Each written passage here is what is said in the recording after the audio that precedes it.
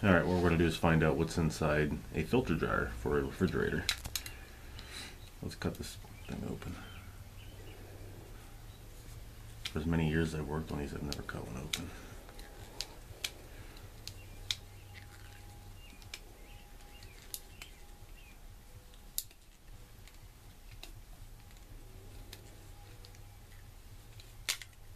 Ooh.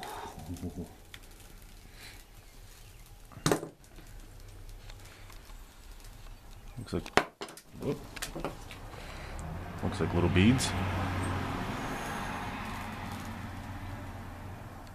Real fine screen down inside there. A little bit bigger screen inside there.